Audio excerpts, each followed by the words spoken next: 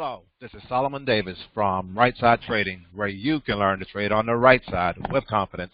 Today is February 11th, 2018, and this is my weekly trade review, where I review a 9:30 morning NASDAQ trade. I'm looking at a 5-minute candle. If that 5-minute candle is green, I trade up. If that 5-minute candle is red, we look to trade down.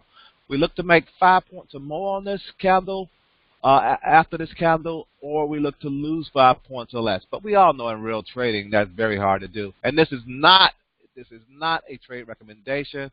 This is all for educational purposes only. Trading is risky. You can and you will lose money at trading. So please check with your financial advisor, check with your significant other, see if trading is something suitable for you. I'll be posting this video out here on my YouTube page. Check out my other videos and stuff, and see if it's something that's actually helpful for you out here. Let me go ahead and bring up my little slide presentation. You know how I do this, guys, by now. Again, this is my weekly trade review for February 5th through February 9th. And let's take a quick look and see what happened. You can contact me directly at solomon@rightsidetrading.com. Visit our website. It's more contact information and other products and things out there, because we are an educational company. Like I say, this is a NASDAQ morning future or QQQ trade. I'm actually trading the options. I'm no longer trading the future market. That's just my choice, my thing that I like. I kind of like doing. It's easier for me to do it that way, and I'm more comfortable doing it that way. But we're looking at the 9:30 open. Like I said, it's a 5-minute candle we're looking at. Red candle down, we sell. Green candle up, we buy. 5-point loss or more. Or more at times. But we look to profit 5 points or more also. But this whole week was one of those greater than 10 weeks in this volatile markets that we've been having here this week. This market dropping crazy like it has been dropping. There's no trades. Let's take a quick look at the charts. Since we had that happening here this week, let's see what's going on out there. The big picture, if you look at my last week video, I had identified some different levels and all for the market to come through. Breaking this level here. I expect it to go down to this next level. If not, this is my goal line. My green line is my goal line, my line where I expect the market to really come down to and give me a nice bounce. It came close to that line, a couple of days ago. This is Friday, Thursday, Tuesday.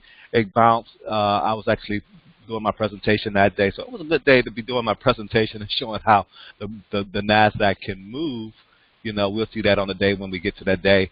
And but we actually reversed back down here and came down here and actually went below this level, then pushed above this level and closed above this level. So now, is this our true bounce where we're getting ready to do one of these V-shaped bottoms, or is this just a dead cat bounce and we're going to pop back up, not as high as we did here? I'm looking for the market to break this level to actually say we're reversing back up and then going back down. So we have to kind of wait and see what happens here. But let's go ahead and take a look at it each day and see what happened this week. Monday, we came down to again, one of the indicators that I like sharing on here, that I share a lot of different indicators, but the one that I talk more about and I kind of use to point things out is this pivot. It came down to a pivot line. Let me do a quick fit study back. This was below pivot, came down here to pivot, bounced. That was support 1 level. Let me go back and change this back out. And we got a down here indicator also. I use other indicators. I don't talk too much about them, but it gave us a nice indication that this market was getting ready to go back up, and it did go back up. But our 5-minute play, greater than 10, no trade. Let's go to the next day. Here again, greater than 10. You easily see this. It doesn't take you. Again, trading is not that difficult if you have a few rules in place and using a few indicators.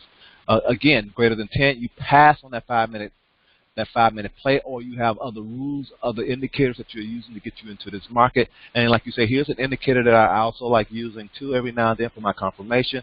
We were getting the squeeze.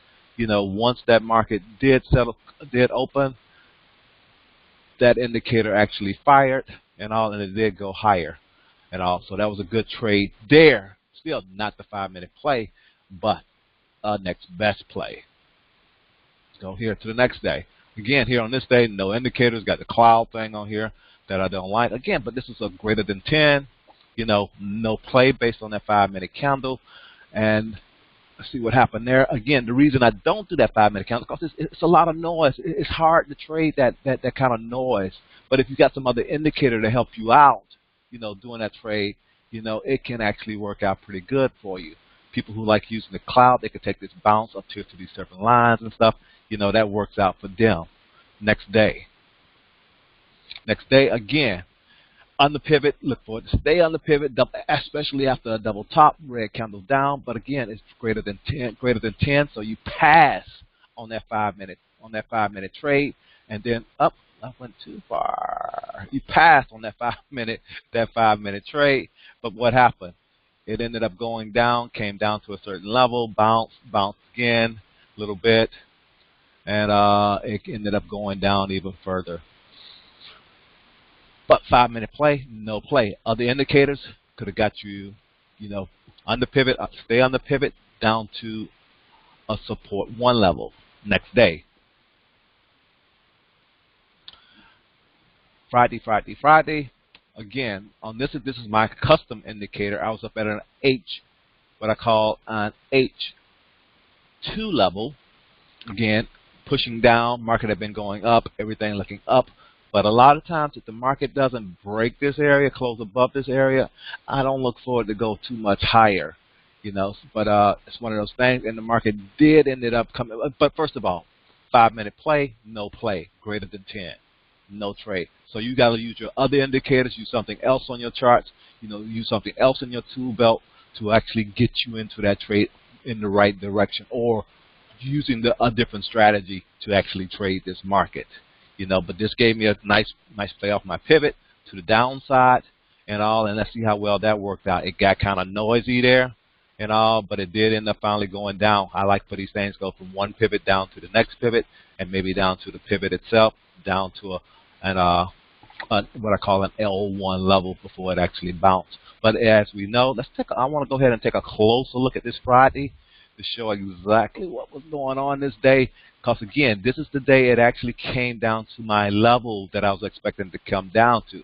And I did try trading it down here, but I ended up getting in the trade and out of the trade and all, and didn't stay with the trade. That's one of the things kind of, you get kind of upset after you see it after the fact, and that's why I like reviewing my trades and see what's happening, and based on my analysis, I was right. If I you wish you would have got, again, you wish you would have did this and all this, got back into this trade again and wrote it on up, just trailing it all the way back up, and that would have been a nice trade. But now this is where I'm at, where we're looking at this market now. Is this market on its way back up, or are we going to get a reversal back down come Monday?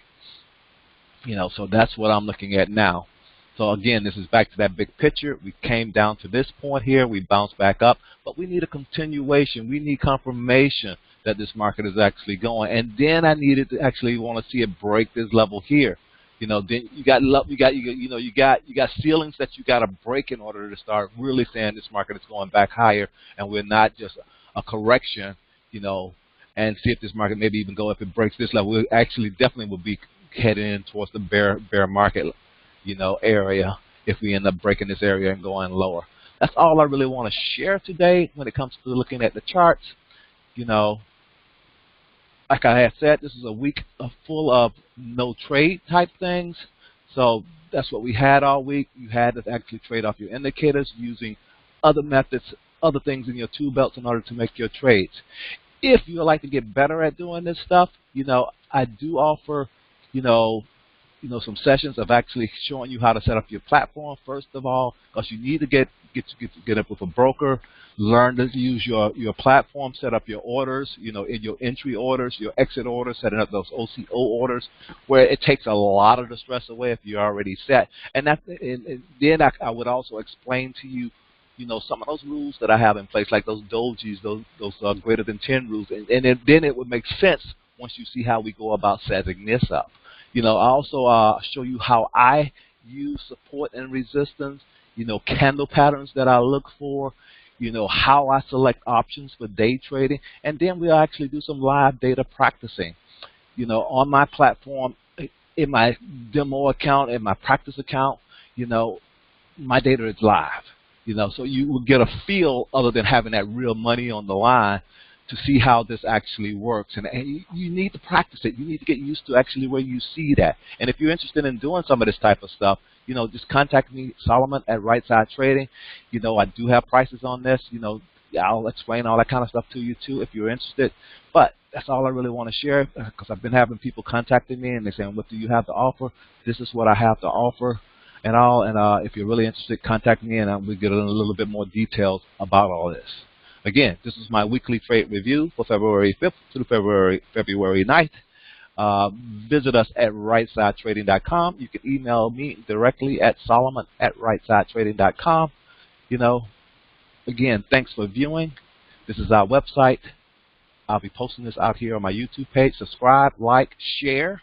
Get other people out here looking at this stuff if they're interested in trading. You got other people who are trading. Trading is not that difficult once you go ahead and decide this is what you want to do. Once you decide this is what you want to do, we can help you show you that this is not that difficult. We all started. My background is not financial. My background is nowhere near the financial world and stuff. But I was able to learn this with a partner, and I got a partner here at Right Side Trading. We've made this stuff actually kind of simple now. We've taken the time to study. We'll give you the shortcuts and cut out some of that that painful learning curve that you guys have to go through when you're doing this stuff, and help you get going. Again, this is Solomon from RightSideTrading.com, where you can learn to trade on the right side with confidence. Again, thanks for viewing, share, like, and give us some comments. Let me know what you're thinking. Talk to you later. Bye.